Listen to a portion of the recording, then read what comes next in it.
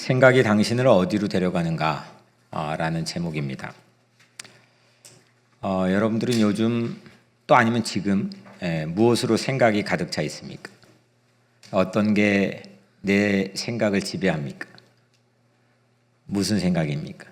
임자영 집사님, 조 목사님 생각? 무슨 생각합니까? 어떤 생각이 여러분들을 지금 지배하고 있습니까? 생각은 멈추지 않습니다. 그래서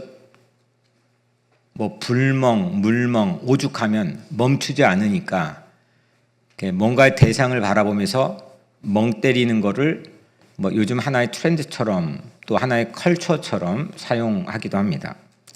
깨어 있는 동안에도 잠들기 직전까지도 해야 할 일들, 무수한 해야 할 일들, 또 하지 못했던 일들, 또 왜 했던가 했던 회한의 일들, 밀려오는 염려와 걱정들, 수없는 생각들, 이런 생각들에 익숙해서 그 생각들이 우리를 어디로 데려가는지도 묻지 않습니다. 그 생각이 나를 어떤 결과로 이끌어가는지, 어디로 나를 데려가는지를 묻지 않습니다. 바울은 이렇게 묻습니다. 우리의 생각 안에 무엇이 들어있는가? 내 생각 안에 무엇이 들어있는가? 그 생각이 우리를 어디로 데려가고 있는가? 바울은 이렇게 요약하자면 이런 얘기를 한 겁니다. 생각이 나를 만든다는 겁니다. 여러 가지 요인들이 나를 만들겠지만 실제 생각이 나를 만드는 이야기를 바울이 오늘 본문에서 하고 있습니다. 지금 여러분 생각은 무엇으로 가득 차 있습니까? 생각이 여러분을 어디로 데려가고 있습니까? 오늘 세 가지 질문을 가지고 오늘 본문 안에서 이야기를 나누려고 합니다. 먼저 첫 번째 질문은 이겁니다. 무엇으로 생각이 가득 차 있습니까? 나는 무엇을 따라 살아갑니까? 라고 생각할 때 우리는 보통 행동, 드러나는 것, 보이는 걸 떠올리기 쉽습니다. 근데 바울은 더 깊은 곳을 들여다봅니다.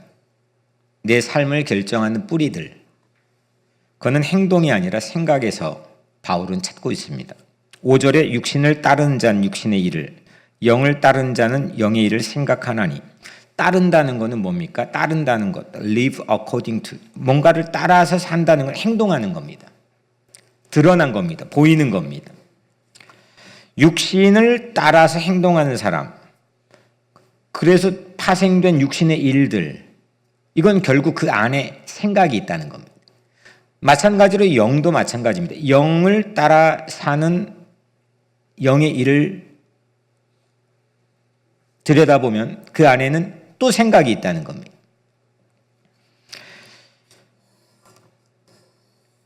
행동을 결정하는 것, 보이고 드러나는 것 결정하는 것, 이거는 보이지 않는 생각이라고 바울은 우리에게 이야기합니다. 생각한다라는 그런 바울이 사용한 이 용어에 대해 좀 생각을 해보면 원어에는, 헬라어에는 프로네오입니다. 프로네오. 아마추어 네오가 아니라 프로네오. 웃어야 될 타이밍인데. 프로네오. 이 말은 영어 성경에는 마인드로 번역이 되어 있습니다. 어떤 데는 마인셋. 이건 think하고는 좀 다릅니다. think를 일부러 좀 피해서 마인드라는 번역으로 넣어놓았습니다. think가 어떤 사고의 찰나적인 생각, 또 아이디어, 잡념, 대부분의 우리의 말하는 생각들을 think라고 합니다. 마인드는 일종의 삶의 방향입니다. 바울이 말하고 있는 생각은 그냥 스쳐 지나가는 생각이 아니라 반복해서 파고 들어가거나 붙들거나 붙들려 있거나 그로 인해서 일종의 태도나 자세, 이거를 마인드, 프로네오라고 부릅니다. 좀 쉽게 얘기하면 무엇을 사랑하고 있는지, 어떤 걸 가장 가치 있는 걸로 여기는지, 뭘 가장 중요하게 생각하는지, 그 태도와 자세를 프로네오, 생각한다라고 바울이 사용하고 있습니다. 그래서 생각은 우리가 세상과 삶을 어떻게 해석하고 또 어디를 향해 살아가고 있는지를 결정합니다. 생각이 그거를 결정합니다. 우리는 흔히 행동을 고치려고 합니다. 뭐가 잘 안 되면 뭔가 행동의 부분들을 고치려고 합니다. 그런데 바울은 묻습니다. 어떤 생각이 가득 차 있습니까? 반복되는 생각이 욕망을 만들고 욕망이 선택을 낳고 선택이 삶을 결정합니다. 생각은 우리를 어딘가로 데려갑니다. 길이 있습니다. 분명히 내가 하는 생각이 어딘가로 우리를 데려갑니다. 오늘 저는 차를 타고 이 교회에 왔습니다. 물론 차라고 하는 보이는 물리적인 물질에 의해서 여기 왔다고 생각하지만 교회에 가야 된다. 교회 가서 예배를 드려야 된다라고 하는 생각이 저를 여기로 데려온 겁니다. 여러분들은 교회뿐만이겠습니까? 하는 거의 대부분의 여러분들이 가는 동선과 방향들은 전부 생각이 결정합니다. 생각이 나를 끌고 갑니다. 그런데 우리는 그걸 묻지 않습니다. 내가 왜 여기 와 있지? 어떤 씨앗 때문에 여기 와 있지? 어떤 생각 때문에 나는 이런 동선으로 살고 있지를 별로 생각하지 않습니다.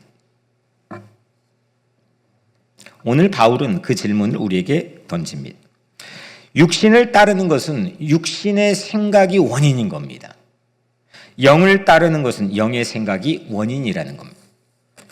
지난주 온 세상이 얼음으로 덮여 있었습니다. 그죠? 차 빼는 거 힘드셨죠? 주차할 자리도 길가의 나무도 눈이 녹지 않은 채 전부 얼어 있었습니다.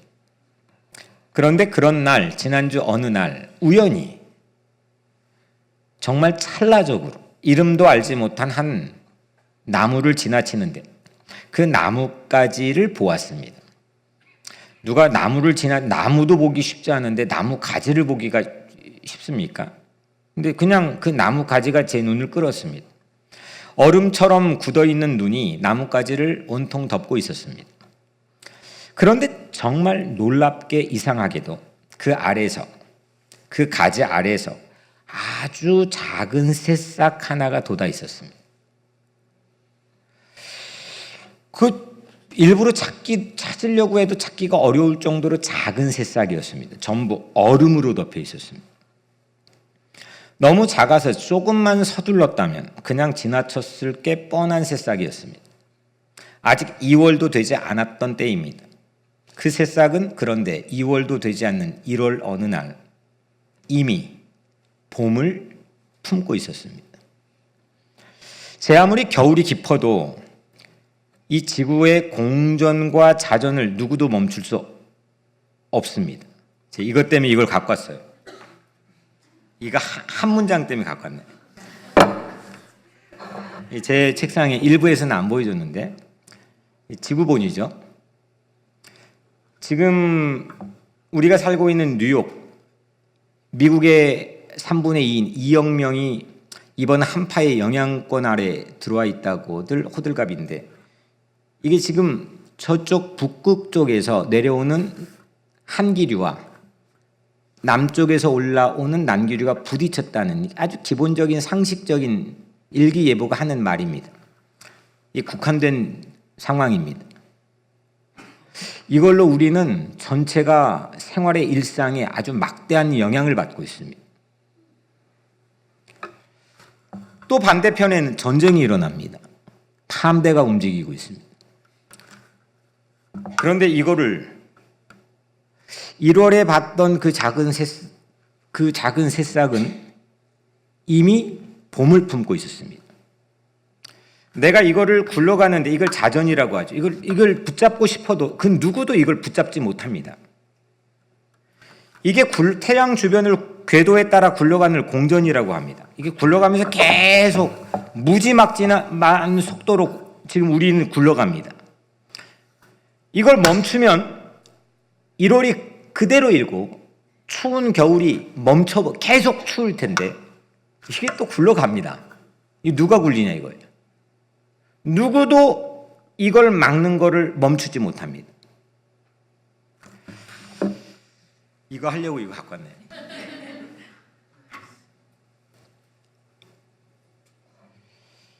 하나님께서는 지구를 굴리시고 지구를 앞으로 밀어갑니다. 그렇게 계절이 바뀌고 봄이 옵니다. 새싹은 4월의 어느 날 반드시 분명히 봉우리가 되고 반드시 분명히 꽃이 될 거고 반드시 분명히 향기를 퍼뜨릴 겁니다. 여기까지는 저의 문학적인 생각입니다.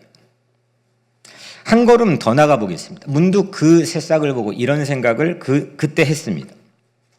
그 꽃이 필 어느 날, 4월의 어느 날, 추운 겨울에 봤던 작은 새싹을 제가 그 4월의 어느 날 아주 운 좋게도 제 기억이 그날 빛을 발해 혹시 그 추운 겨울에 봤던 그 새싹을 꽃봉오리든 꽃이 피든 그걸 보면서 1월을 기억할 수 있다면 어떨까 생각했습니다.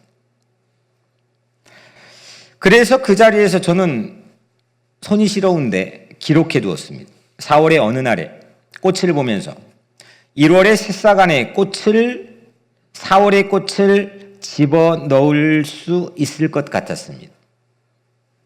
그 큰 꽃을 이 조그만한 얼음으로 덮여있는 이 조그만한 새싹 안에 폭에서 넣을 수 있다고 하는 통쾌한 일을 과연 누가 할 수 있단 말인가? 이 생각을 4월의 어느 날에 기필코 기억하고 싶어졌습니다. 왜냐하면 그렇게 할 수 있다면 아무리 추운 겨울에도 모든 걸 녹여버리는 봄을 희망하는 근거를 제가 손에 쥘 수 있다고 생각했기 때문입니다. 자연의 이치뿐만이 아닙니다.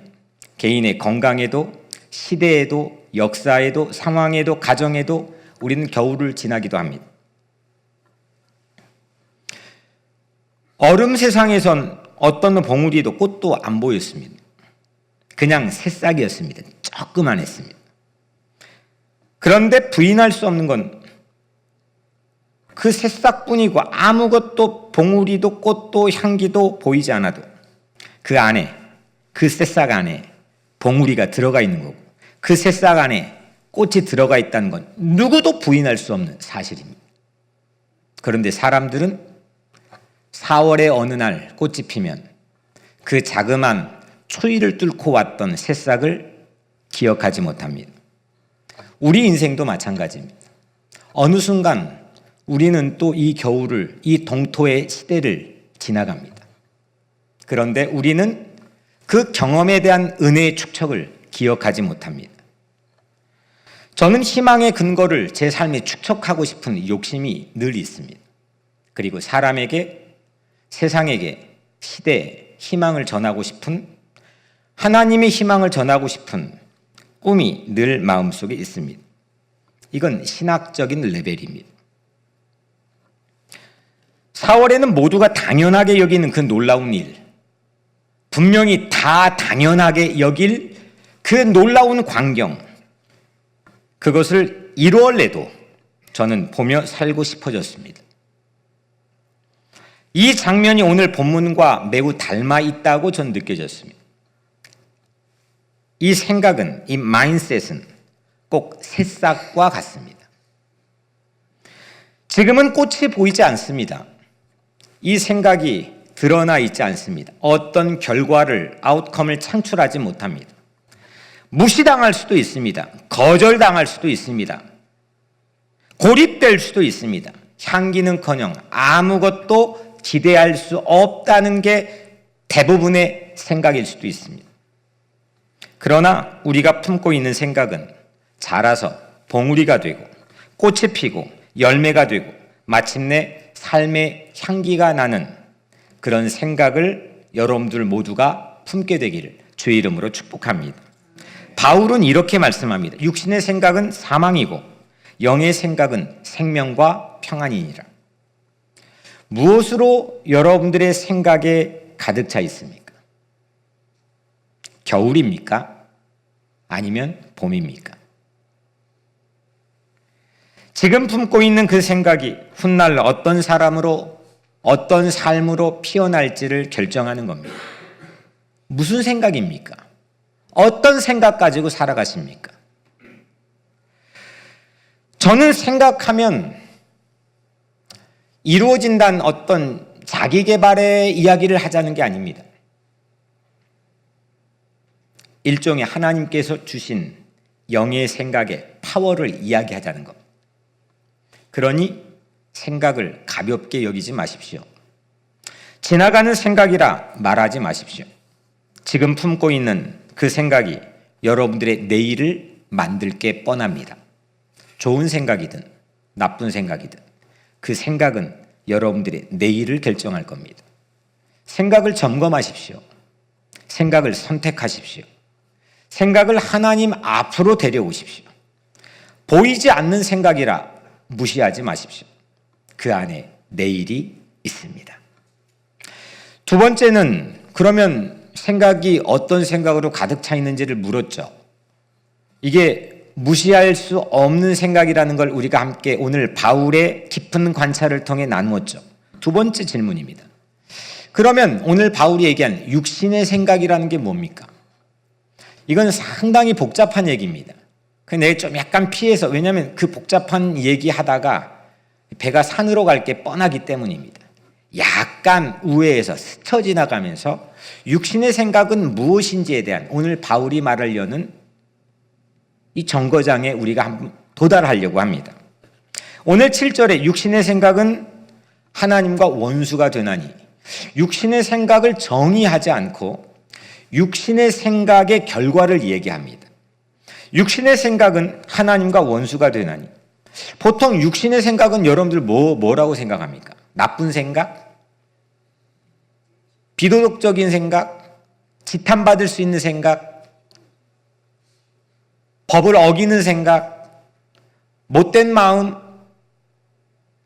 들통나지 않았지만 시기하는 마음? 질투하는 마음? 누구를 싫어하는 마음? 화난 마음?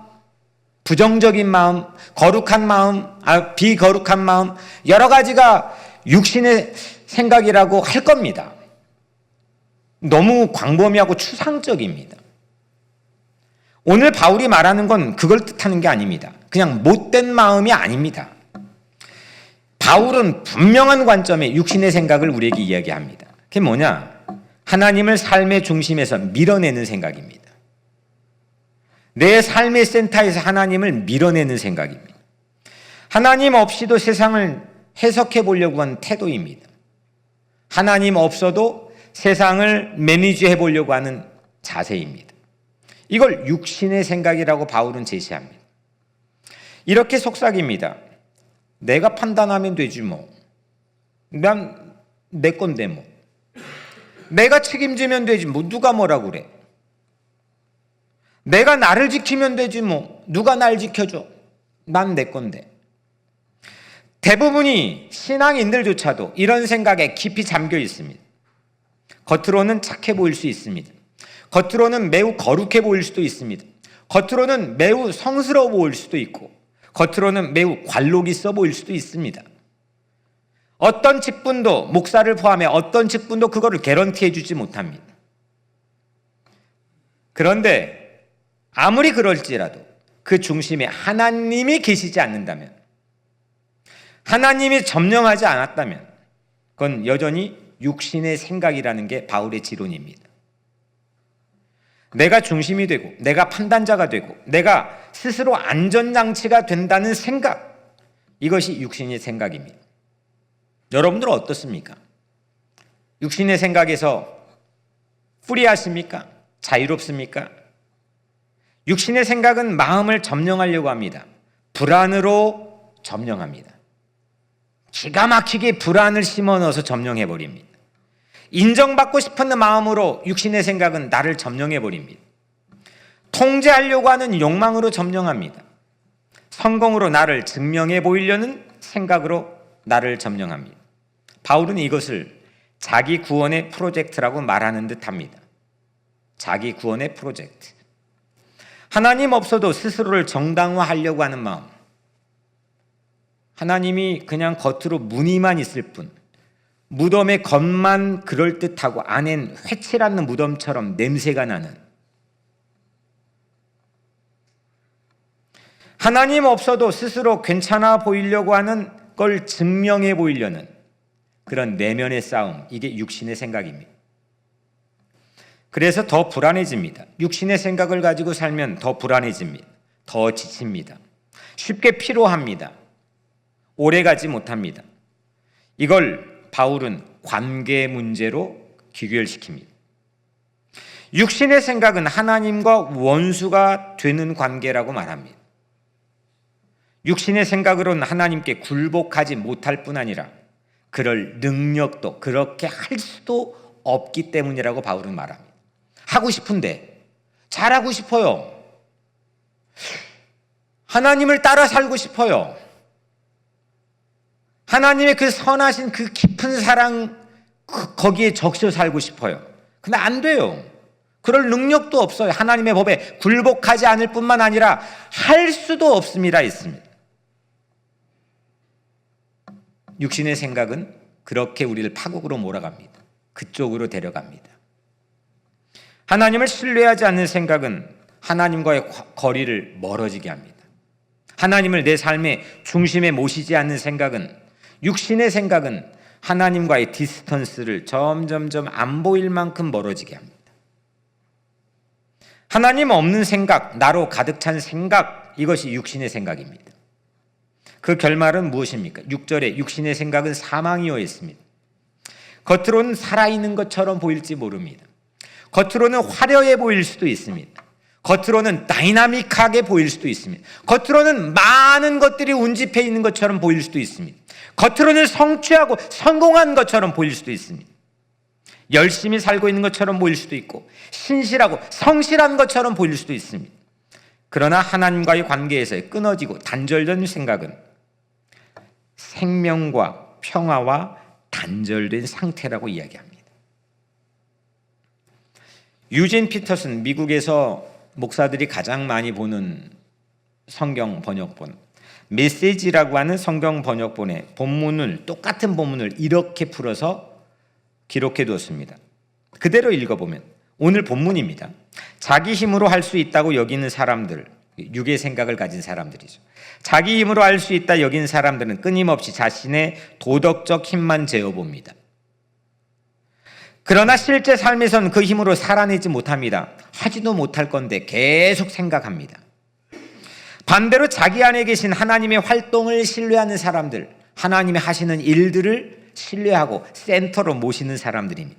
그 사람들은 자기 안에 성령이 계시다는 사실을 발견하게 됩니다. 내 안에 성령, 그리스도의 영이 계신 걸 발견하게 됩니다. 그래서 자기 자아에 사로잡힌 삶은, 육신의 생각이죠. 자기 자아에 사로잡힌 삶은 결국 막다른 길에 이릅니다. 사망에 이릅니다. 그러나 하나님께 주목한 삶은 영의 생각을 가진 삶이죠. 탁 트인 자유의 길로 인도를 받습니다. 그래서 그리스도인의 삶은 조금 더 착해지려고 하는 훈련이 아닙니다. 여기는 인간의 성격을 개조하고 자기 개발하는 장소가 아닙니다. 이건 하는 건 여러분들의 자유지, 교회 와서 하는 건 자유지만 여기는 그런 목적을 가지고 세워져 있는 공간이 아닙니다. 여긴 여러분들을 조금 더 나아지게 하려고 개선시키려고 하는 그런 개선 프로그램이 있는 곳이 아닙니다. 바울이 말하는 변화는 본성을 조금 선보는 개조가 아닙니다. 하나님께서 새로운 생명을 우리 안에 일으키시는 대전환입니다.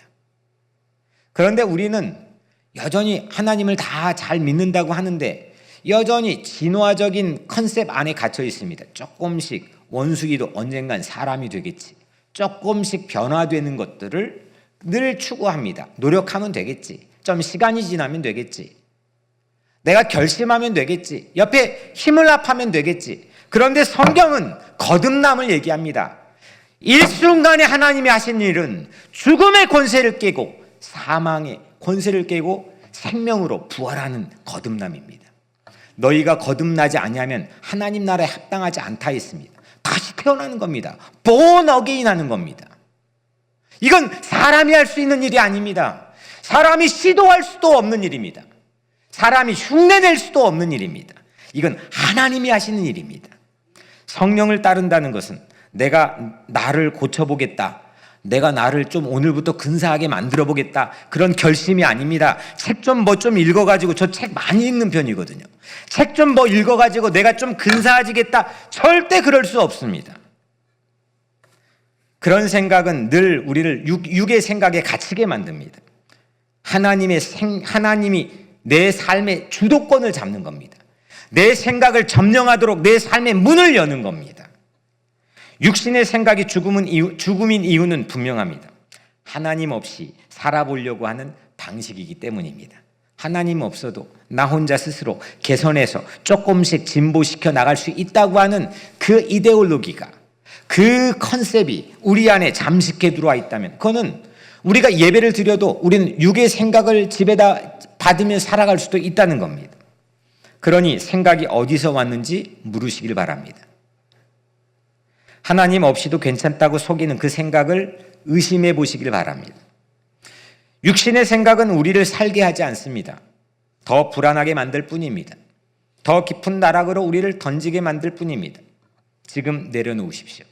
육신의 생각을 지금 내려놓으십시오. 하나님 없는 생각과 지금 오늘 결별하십시오. 마지막 세 번째로 결론입니다. 내 생각이 무엇로 가득 차 있지? 이게 과연 어떤 의미인 거지? 그렇다면 바울이 말한 육신의 생각은 무엇이? 오늘 마지막 세 번째 결론은 영의 생각은 무엇입니까? 영의 생각은 무엇입니까? 반대로 바울은 이렇게 말합니다. 영의 생각은 생명과 평안이니라. 영의 생각이라는 건 종교적인 생각을 더하는 게 아닙니다. 신학책 보고 신학에서 우리가 익숙한 것들을 잘 메모라이즈해서 익숙하고 능수능란하게 말하는 게 아닙니다. 내 어떤 종교적인 습관에서 오는 그것들을 조금 더하는 게 영의 생각이 아닙니다. 오늘 바울은 그걸 말하는 게 아닙니다. 성경 구절을 달달 외워가지고 그거를 나도 모르게 부지불식간에 떠올리면 좋지만 그 떠올리는 연습 자체가 영의 생각은 아닙니다. 영의 생각은 삶을 지배하는 내 마음의 방향이 새롭게 바뀌는 겁니다. 그래서 성령의 일을 생각한다는 겁니다. 성령, 영의 생각, 성령의 일을 생각한다는 건 성령께서 가장 주목하고 계신 것으로 우리 생각이 꽉 차 있는 상태입니다. 성령이 그러면 우리는 물어야죠. 영의 생각, 성령이 가장 주목하는 일을 생각하는 거잖아요. 그러면 그 성령이 가장 주목하는 일은 무엇입니까?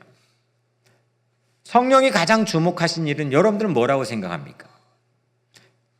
성령이 가장 주목한 일은 초지일관 성경에서 하나입니다. 그리고 특별히 로마서 8장에선 아주 두드러지게 바울이 강조하고 있습니다. 로마서 8장의 성령의 핵심 사역은 내가 누구인지를 알려주는 겁니다.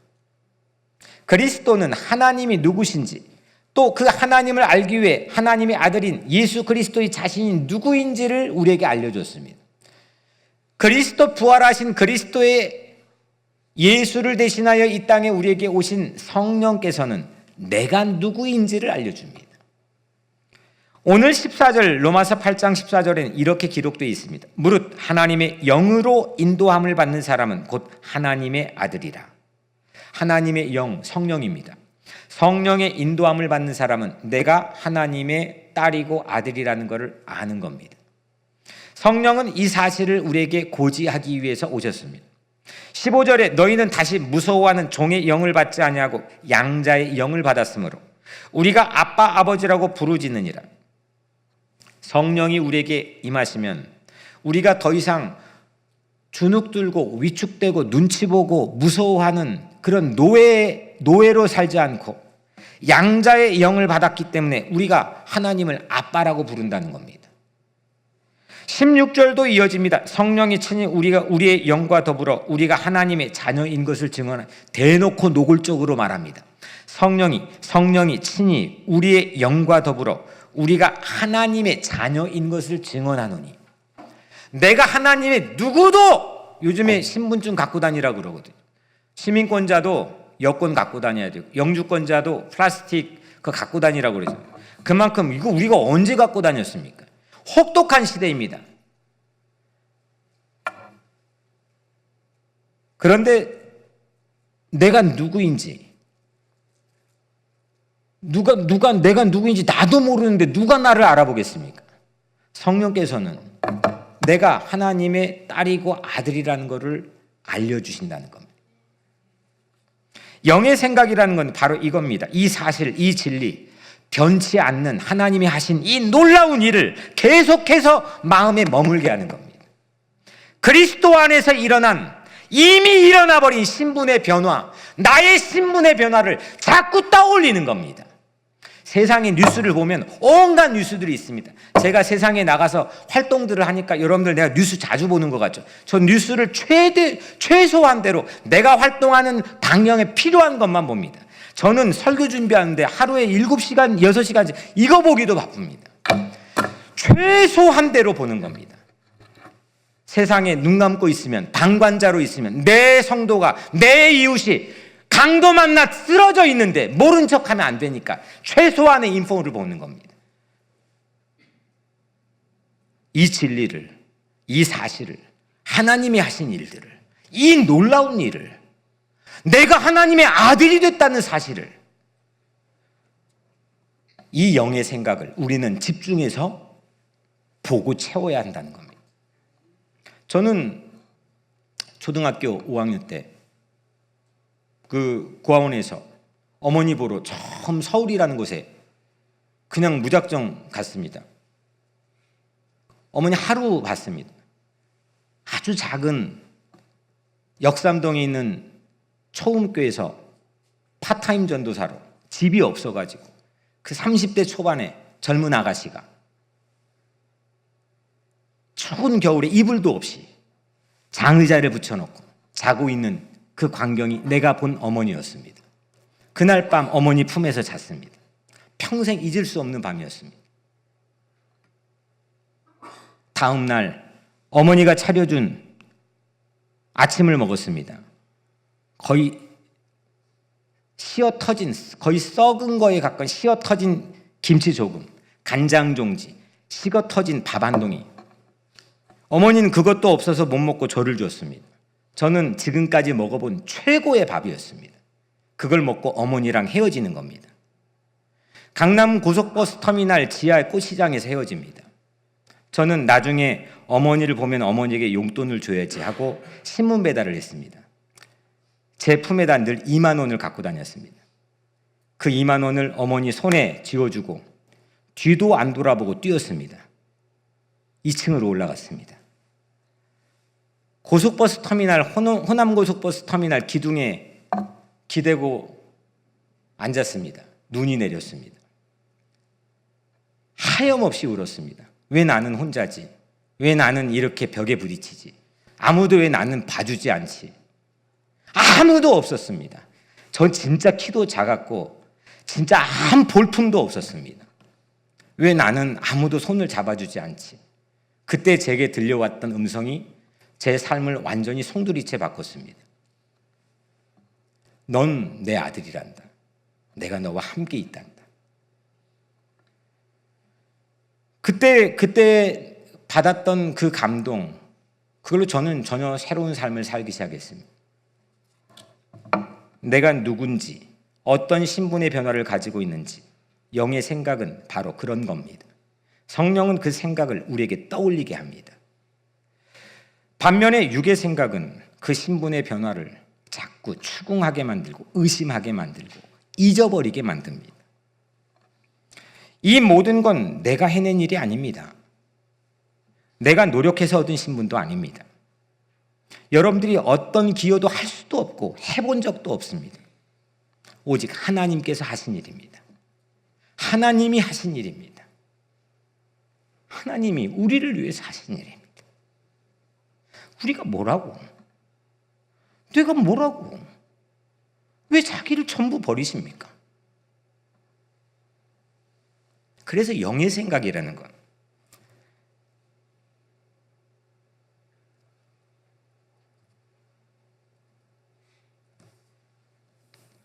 하나님께서 하신 일에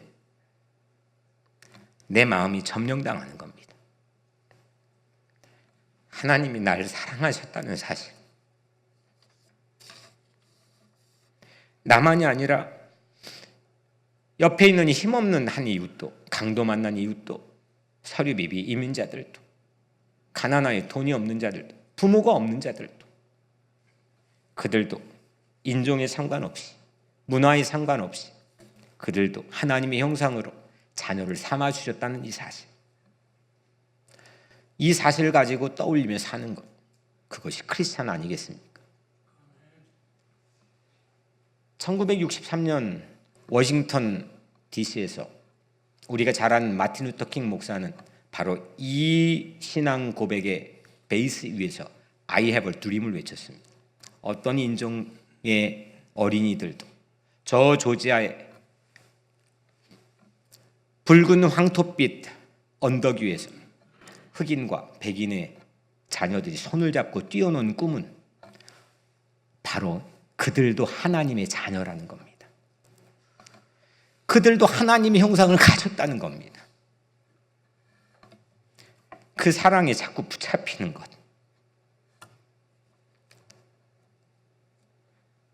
그 사랑의 마음이 길들어지는 것, 그것이 영의 생각 아니겠습니까? 이 정체성이 우리의 생각을 지배한다면 자연스럽게 우리의 말이 달라지고 우리의 행동이 근사해지고 우리의 삶의 패턴이 전혀 다른 동선을 그리지 않겠습니까? 영의 생각은 이렇게 속삭입니다. 하나님이 여기 계신다. 제가 그 고속터미널 기둥 곁에서 나에게 가졌던, 주어졌던, 찾아왔던 생각처럼 하나님이 여기 계신다. 하나님이 이미 일하고 계신다. 나는 혼자가 아니다. 그 어떤 어려운 형편 가운데서도 우리는 그 생각, 하나님이 주신 선물입니다. 육신의 생각이 우리의 삶의 무게, 우리의 삶의 책임을 내 어깨 위에 올려놓을 수 있습니다. 하지만 영의 생각은 다릅니다. 우리의 수고하고 모든 무거운 짐을 예수님 앞에 내려놓으라 했습니다. 무엇으로 생각이 가득 차 있습니까? 어떤 생각으로 가득 차 있습니까? 아침에 눈 뜨자마자 떠오르는 그것입니다. 가만히 있는데, 멍 때리는데 마음이 가장 먼저 와닿는 바로 그것입니다. 그것이 나입니까? 하나님입니까? 내가 해결해야 할 일입니까? 하나님만이 하실 수 있는 일입니까? 생각을 저는 20대 초반부터 이 비율을 자꾸 스스로 마인셋으로 컨트롤하는 경험을 합니다. 저는 가진 게 없었기 때문에 생각을 낚시하듯 던진다고 상상을 자주 합니다. 지금도 그렇습니다. 가진 게 없으니까. 하지만 이 생각이라는 낚싯대를 눈앞에 얕은 물가에 던지고 싶지 않았습니다. 불안과 비교가 가득한 바로 그 자리, 사람들이 찰랑찰랑 많이 모여 있긴 하지만 바로 거기에다가 내 생각을 던지고 싶지 않았습니다. 물이 바다를 덮음같이 하나님의 사랑이 이미 일하고 있는 저 심연 깊은 대양에 멀리 내 생각을 던지고 싶었습니다. 그게 제 꿈이었습니다. 그게 오늘 저 삶이 바라고 소원하는 바이기도 합니다. 생각을 던지는 곳에 따라 죽음이 낚일 수도 있고 생명과 평안이 낚일 수도 있습니다. 그러니 선택하십시오. 생각을 방치하지 마십시오. 오늘 또 내일 또 반복해서 선택하십시오. 불안의 생각을 던지지 마십시오. 염려에 자기 연민에 그 누가 돈 줘도 안 사갈 자기 연민, 그거에 생각을 던지지 마십시오. 남이 나를 불쌍히 안 여겨준다고 스스로 막 자기를 불쌍히 여겨야 된다고 하는 강박, 그 자기 연민에 생각을 던지지 마십시오. 그 자기를 어떤 유익도 제공하지 못합니다. 선택하십시오. 자기 증명의 생각을 던지지 마십시오. 통제와 비교의 얕은 물가에도 생각을 던지지 마십시오. 성령께서 계신 곳에 깊이 여러분들의 생각에 낚싯대를 던지십시오. 하나님이 이미 일하고 계신 그 자리로 여러분들의 생각을 던지십시오. 하나님의 사랑이 흐르고 있는 곳, 세상이 절망이라 말하고 세상이 길이 막혔다고 말하는 그 어떤 곳일지라도 하나님의 사랑이 구석구석 일하고 있는 그곳으로 여러분들의 생각을 던지십시오. 생각이 머무는 곳이 인생의 방향입니다. 생각은 우리를 데려갑니다. 생각은 우리를 끌고 갑니다. 어떤 생각으로 사시렵니까? 생각이 잠기는 곳이 인생의 깊이입니다. 사랑하는 성도 여러분, 오늘 성령께 생각을 맡기십시오. 이제 선택하십시오. 생각이 당신을 어디로 데려갑니까? 죽음입니까? 생명과 평화입니까? 성령께서 지금도 우리에게 선포합니다. 넌 내 딸이야. 넌 내 아들이야. 하나님이 이미 우리 안에서 예수를 통하여 이루신 사실입니다. 그러므로 생각을 내어드리십시오. 하나님의 자녀의 신분을 붙드십시오. 은혜 위에 서십시오. 이것이 은혜를 사는 삶입니다. 이것이 생각혁명입니다. 하나님의 자녀로 담대한 시작을 여시는 2월의 첫날 되기를 주의 이름으로 간절히 축원합니다. 기도하겠습니다.